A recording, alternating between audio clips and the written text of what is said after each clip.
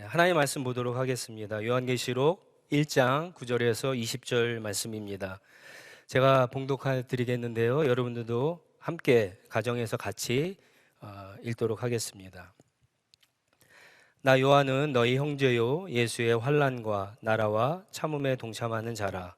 하나님의 말씀과 예수를 증언하였으므로 말미암아 밤모라 하는 섬에 있었더니 주의 날에 내가 성령에 감동되어 내 뒤에서 나는 나팔 소리 같은 큰 음성을 들으니 이르되 내가 보는 것을 두루마리에 써서 에베소, 서머나, 버가모, 두아디라, 사데, 빌라델비아, 라오디게아 등 7교회에 보내라 하시기로 몸을 돌이켜 나에게 말한 음성을 알아보려고 돌이킬 때에 7 금촛대를 보았는데 촛대 사이에 인자 같은 이가 발에 끌리는 옷을 입고 가슴에 금띠를 띠고 그의 머리와 털의 희기가 흰 양털 같고 눈 같으며 그의 눈은 불꽃 같고 그의 발은 풀무불에 단련한 빛난 주석 같고 그의 음성은 맑은 물소리와 같으며 그의 오른손에 7 별이 있고 그의 입에서 좌우에 날선 검이 나오고 그 얼굴은 해가 힘있게 비치는 것 같더라.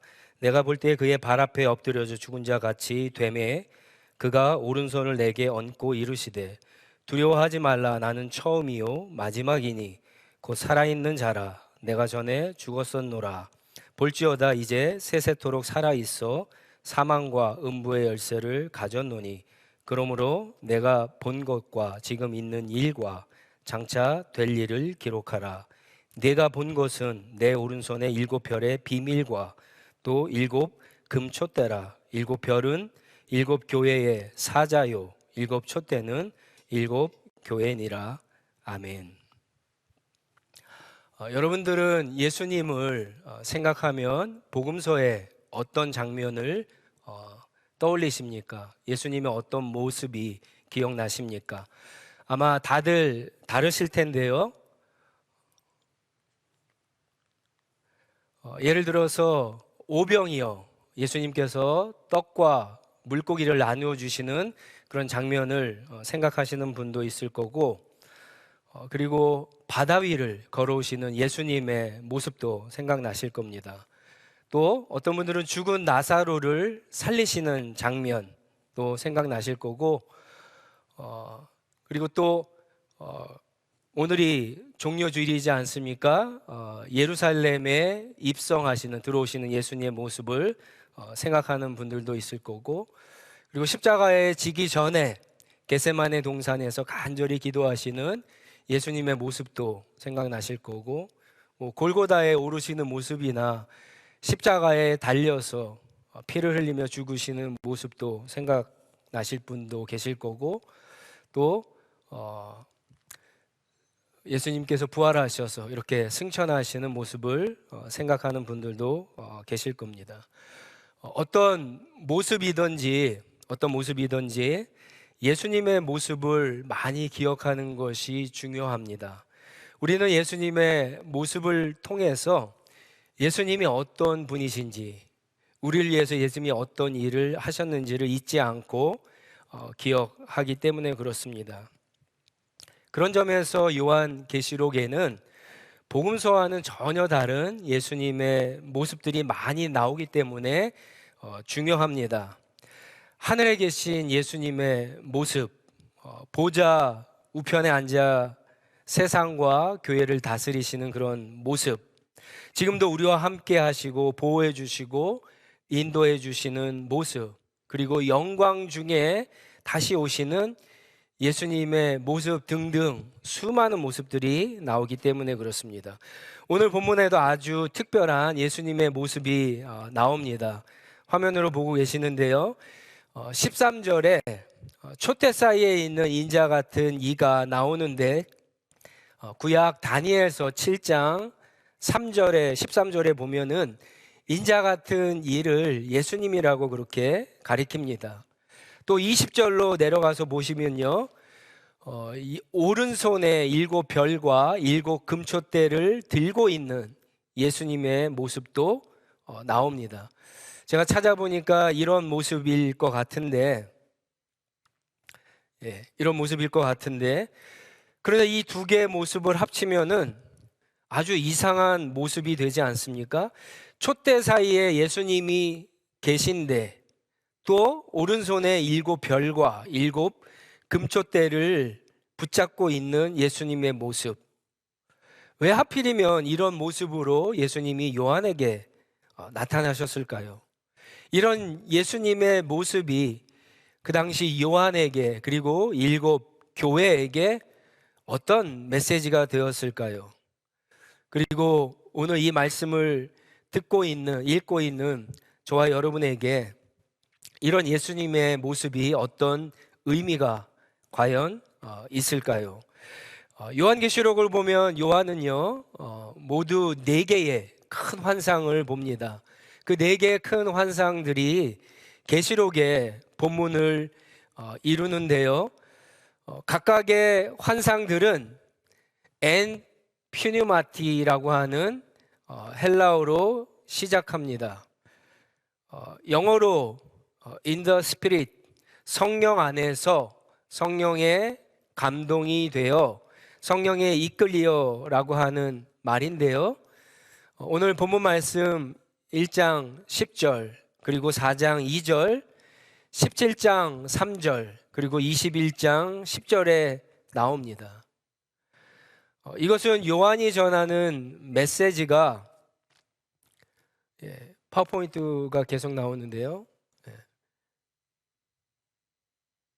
요한의 메시지가 사람의 메시지가 아니라 성령의 감동을 받은 하나님이 주신 메시지, 신적인 권위가 있는 메시지라고 하는 뜻입니다. 첫 번째 환상이 오늘 본문 말씀 1장 9절부터 3장 마지막 22절까지 계속되는데 한마디로 이야기하면 교회에 대한 환상입니다.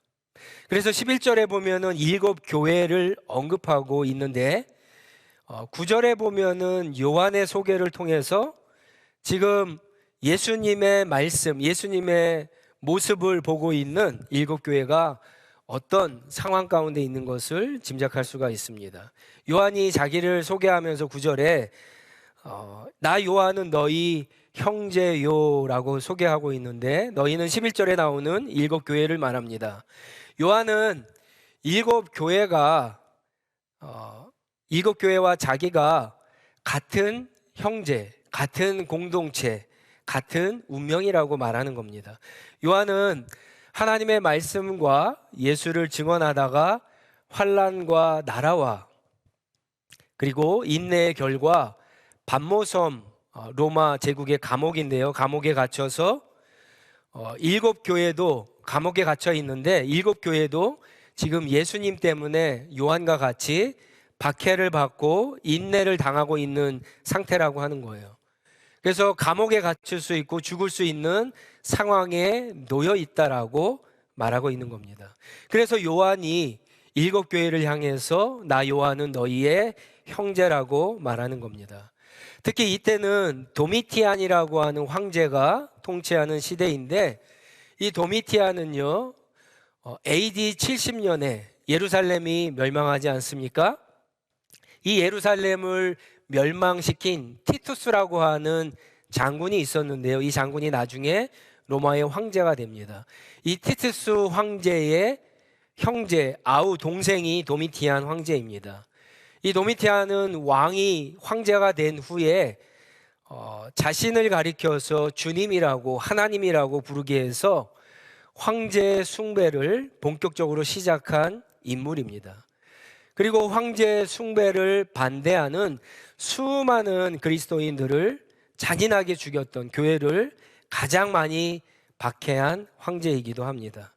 그로 인해서 수많은 사람들이 믿음을 버리고 교회를 떠나는 그런 시대가 바로 요한이 살던 시대였습니다. 여러분, 왜 하나님께서 이렇게 사랑하는 자녀들에게 엄청난 고난을 허락하실까? 왜 고난을 당하는 성도들이 이 고난을 피해가지 않게 하시고 고난이 빨리 끝나지도 않게 하시고 고난을 당하도록 허락하시는 걸까요? 고난 없이 하나님은 자기 백성들을 구원하실 수 없는 그런 분입니까? 아마 이런 질문들을 많이 들으셨고 해보셨죠. 특히 고난을 당할 때 해보는 질문들입니다. 하나님이 사랑하는 자녀라고 그렇게 하는데 왜 고난을 허락하실까요? 잘 믿는데도 불구하고.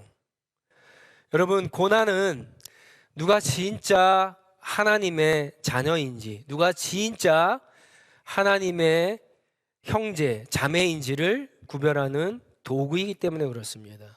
마태복음 13장에 보면 그물 비유가 나오거든요. 그물로 고기를 잡은 후에 어떻게 하죠? 나쁜 물고기는 다 버리고, 그리고 좋은 물고기만 다 그릇에 담습니다. 마찬가지로 그물이라고 하는, 고난이라고 하는 그물로 진짜와 가짜를 구분하는 겁니다. 고난이 없으면 진짜와 가짜를 구분할 수가 없습니다. 그래서 큰 구원이 있기 전에 큰 고난이 반드시 있게 되는 겁니다. 근데 어떤 분들은 고난을 받을 때 하나님을 원망하고 신세 타령하고 낙심하고 자포자기 하는데 그런 것들은 아무 도움이 되지 못합니다. 오히려 그럴 때일수록 내가 진짜 하나님의 자녀이구나, 내가 진짜 이구나라고 하는 사실을 보여주어야 합니다. 끝까지 인내하면서 하나님의 말씀을 붙잡고 기도로 하나님께 나아가는 방법밖에는 이 고난을 이길 수 있는 방법이 없습니다. 10절에 보면 요한도요, 주의 날에 성령의 감동을 받고 환상을 통해서 예수님을 만나게 됩니다. 이 고난을 받을 때 요한이 어떤 상태, 어떤 날인가 주목하는 게 중요한데 10절에는 주의 날이라고 그렇게 이야기하고 있습니다. 주의 날은 한 주간의 첫날이죠. 오늘날로 이야기하면은 일요일인데 초대교회는요, 사도행전 20장 7절에 보면은 이 날에 모여서 하나님께 예배를 드렸습니다.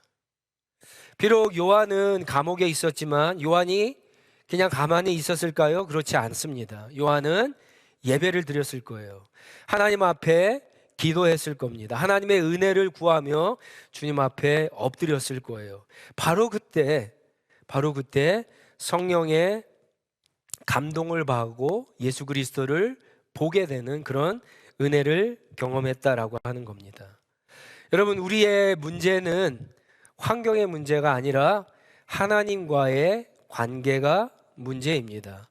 환경이 변해도, 환경이 나빠져도 하나님과 친밀하면 견딜 수 있잖아요. 견디다 보면 환경도 금세 달라지고 지나가게 됩니다. 여러분들 요즘 코로나 바이러스 때문에 걱정이 많으시죠? 많은 염려가 있을 겁니다. 그런데 또 한편으로 시간도 많으시죠. 혹시 그 시간을 어떻게 사용하고 계신가요? 여러분, 낭비하지 마시고 주님과의 깊은 관계를 맺는 데에 힘쓰시기를 주님의 이름으로 축복합니다. 환경이 아니라 관계가 문제입니다. 12절부터 16절까지는 요한이 본 예수님의 모습을 설명하고 있는데 이 부분은요, 글자 그대로 읽으시면 안 됩니다. 문자 그대로 읽고 만약에 예수님을 그리면은 예수님이 이상한 괴물처럼 그릴 수가 있습니다. 여기는 상징적인 묘사로 이해해야 합니다. 예를 들어서 제가 어제 한 사람을 만났는데 그 사람은 머리가 마치 컴퓨터 같고 눈은 마치 레이저 광선 같고 마치 귀는 도청 탐지기 같고 그리고 입은 기차 화통 같은 사람을 만났다라고 표현하면 여러분이 생각하기에 제가 괴물을 만난 겁니까? 제가 에일리언을 만난 겁니까? 아니죠. 굉장히 머리가 좋고 컴퓨터처럼, 그죠? 보는 관점이 굉장히 날카롭고 레이저 광선처럼, 그리고 남의 말을 귀담아서 잘 듣고 마치 도청 탐지기처럼, 그리고 자기 주장을 확실하게 이야기하는 그런 사람을 만났다라고 하는 거죠. 요한이 마치 예수님을 그런 식으로 12절부터 16절까지 설명하고 있는 겁니다. 12절로 10절, 16절에 있는 그런 예수님의 모습을 정리하면 이렇습니다. 도표가 혹시 나올 수 있으면 보면 좋은데, 복장은요 발에 끌리는 옷을 입고 있고, 복장은 발에 끌리는 옷을 입고 가슴에 금띠를 띠고 있다라고 하는 것은 대제사장의 옷을 입고 왕의 옷을 입고 있다라고 하는 겁니다. 머리와 머리털이 흰 양털 같고 눈 같다라고 하는 것은 어떤 거죠? 마치 반지의 제왕에 나오는 건달프를 상상할 수 있겠죠. 그죠? 나이가 많은 노인, 굉장히 지혜롭다라고 하는 거예요. 그리고 하얀색은 순결함의 표시죠. 눈이 불꽃 같다라고 하는 것은 어두운 세상, 인간의 마음까지도 꿰뚫어 보는 것을 이야기합니다. 그리고 발은 풀무불에 단련한 빛난 주석, 아이언 같다라고 하는 것은 마치 예수님의 발이 아이언맨 발처럼 굉장히 단단해서 사탄의 세력을 짓밟아 승리한다라고 하는 거예요. 창세기 3장 15절 이하에 그런 표현들이 나오죠. 그리고 음성이 맑은 물소리 같다라고 하는 것은 파도소리 같은 크고 권세 있는 음성을 이야기합니다. 오른손에 7 별이 있는 것은 20절에 설명하듯이 7 교회의 사자, 주님의 메신저라고 하는 거고, 또 입은 좌우의 날선 검이 나온다라고 했는데 심판과 구원의 말씀을 상징하고, 얼굴은 해가 힘있게 빛나는 것 같더라라고 했는데 마치 전쟁에서 승리하고 돌아오는 군인의 얼굴 모습을 의미합니다. 요한은 이렇게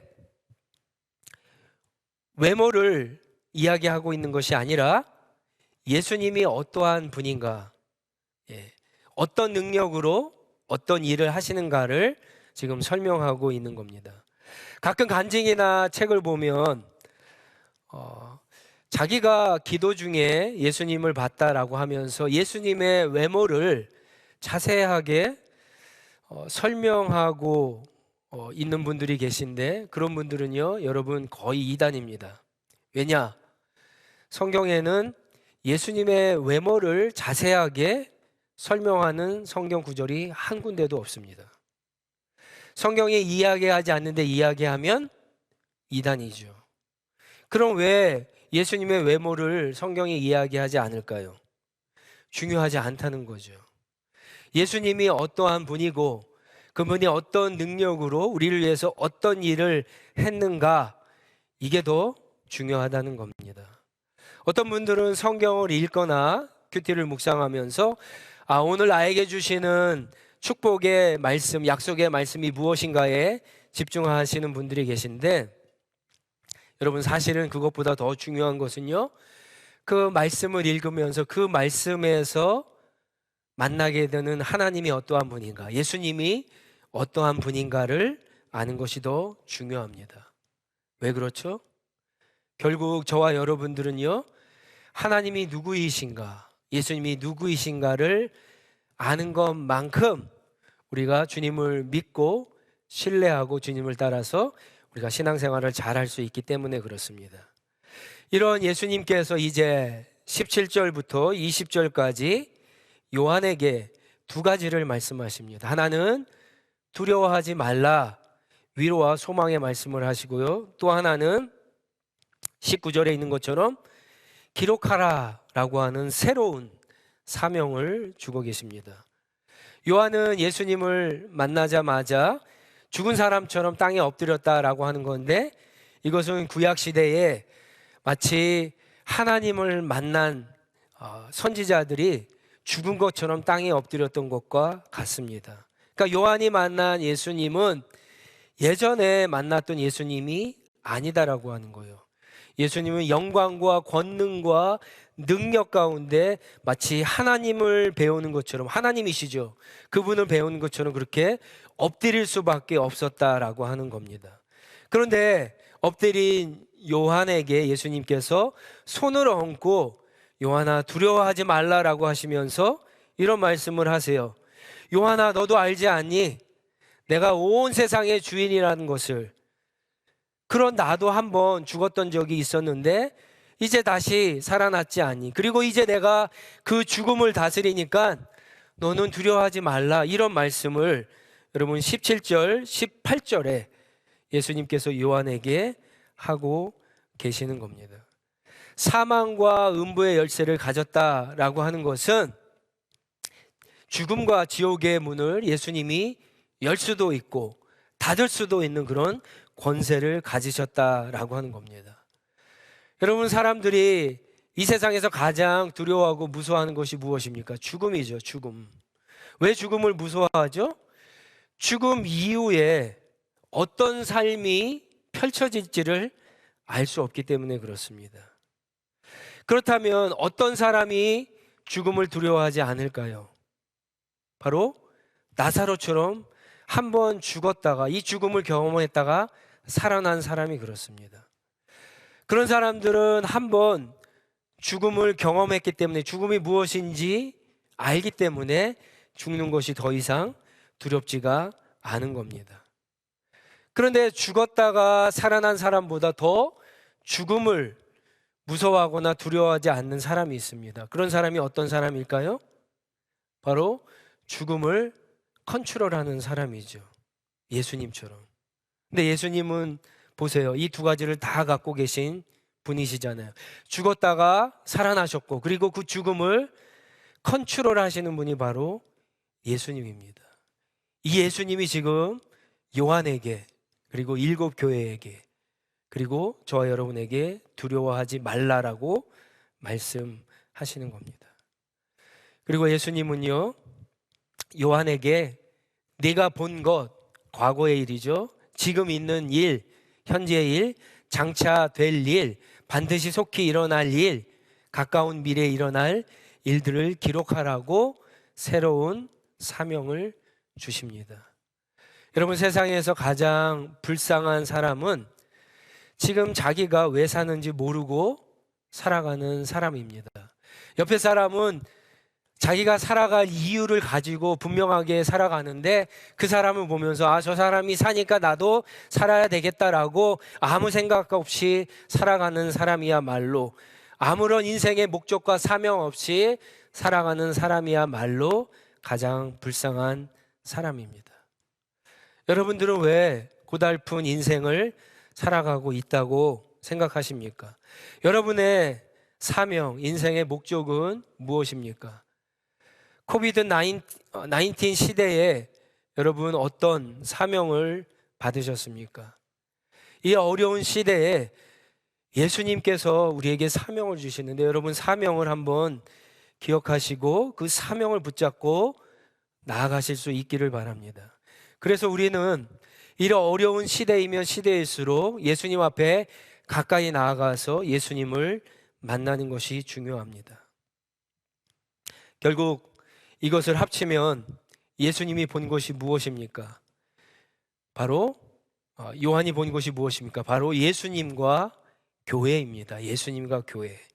고난과 박해 가운데 있는 교회와 예수님이 함께 있는 그런 모습을 요한이 본 겁니다.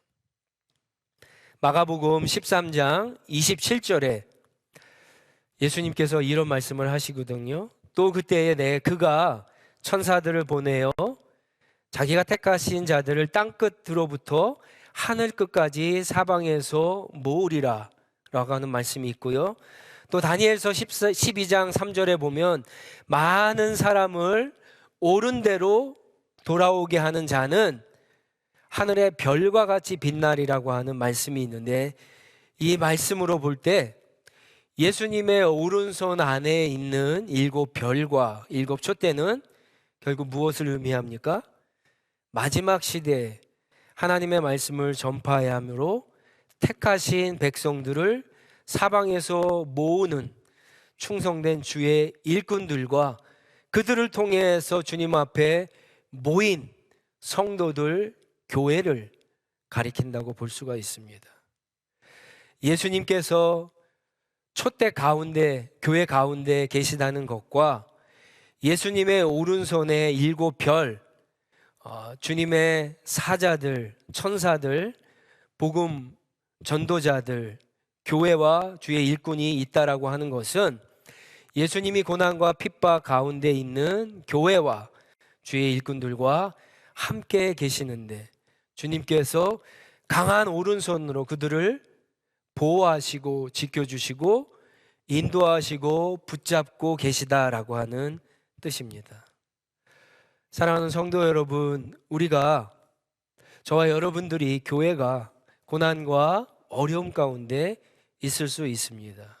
하지만 여전히 저와 여러분들은 주님의 오른손 안에 있다라고 하는 사실을 믿으시기를 바랍니다. 그 말은 저와 여러분들, 교회는 세상에서 가장 안전한 곳에 있다는 뜻입니다. 세상에서 가장 안전한 곳은 은행도 아니고요, 금고 안도 아니고 지하 벙커 안도 아니라 주님의 품과 주님의 오른손이라고 하는 겁니다. 이제까지 세상에는 너무나 많은 일들이 있었습니다. 100년 전만 하더라도요, 1차, 2차 세계대전이 있었고, 한국전쟁, 일제시대를 지나고 베트남 전쟁과 수많은 테러들로 인해서 수많은 사람들이 죽었고 수많은 변화가 있었습니다. 수많은 권력자들이 나타났다 사라졌고 새로운 영웅들이 등장했고 앞으로도 아마 등장할 겁니다. 그리고 이번 코비드 19을 통해서 앞으로 세상이 정말 많이 달라질 겁니다. 새로운 정치 체제가 생기고 새로운 경제 원리가 생기고 새로운 사상들이 우리가 앞으로 살아갈 세상을 이끌어가게 될 겁니다. 어떻게 될지 알 수 없습니다. 그렇지만 불안해하거나 두려워할 필요가 전혀 없습니다. 아무리 하늘과 땅과 이 세상과 역사가 요동을 쳐도 모든 것은 주님의 손 안에 있습니다. 모든 것은 주님의 계획대로, 주님의 뜻대로, 스케줄대로 흘러가게 되어 있습니다. 그리고 여러분, 더 중요한 것은 그런 알 수 없는 세상 가운데 예수님은 저와 여러분 교회를 주의 강한 오른손으로 붙잡고 계시다라고 하는 사실입니다. 온 세상의 주인이신 예수님의 관심은요, 세상이 아니라 사실은 저와 여러분 교회라고 하는 이 사실입니다. 여러분들 위축되거나 두려워하지 마시고 때를 어떤지 못 어떤지 어떤 상황에서도 끝까지 여러분 인내하심으로 마지막 때에 택하신 백성들을 모으는 일에 충성하시고 하나님께 하늘의 별처럼 빛나는 저와 여러분으로 인정받으시는 그런 하나님의 축복된 자녀들이 다 되시기를 주님의 이름으로 축원드립니다. 우리 한번 같이 기도하겠습니다. 오늘 주신 말씀 우리 생각하면서 한번 기도하겠는데요. 여러분 마음 가운데 두려워하는 마음이 계시죠? 무서워하는 마음이 있습니다. 염려하는 마음들이 있는데 그게 무엇인가 한번 떠올려 보시고 여러분 우리의 주인 되시는 예수님과 그것을 한번 비교해 보세요. 누가 이길까요? 누가 승리할까요? 예수님을 이길 수 있는 것이 과연 이 세상에 존재합니까? 존재하지 않죠. 그렇다고 한다면 여러분 그것을 예수님 앞에 내려놓으시기 바랍니다. 마음속에 계속해서 우리 마음 중심에 그것을 붙잡고 위축되고 두려워하고 무서워하고 낙심하고 실망하고 절망하지 말고 여러분 그 모든 것들을 우리 삶의 주인 되시는 예수님 앞에 내려놓고 예수님만 바라보게 해달라고 한번 그렇게 나아갔으면 좋겠고요. 예수님은 이 어려운 시대에도 우리를 통해서 세상을 구원하시기를 원하십니다. 우리들에게 사명을 주시는데 하나님 내가 이 시대에 과연 해야 될 일이 무엇인가, 하나님 나에게 사명을 허락해 달라고 하나님의 은혜를 구하면서 한번 같이 기도로 나아가도록 하겠습니다. 기도하시겠습니다.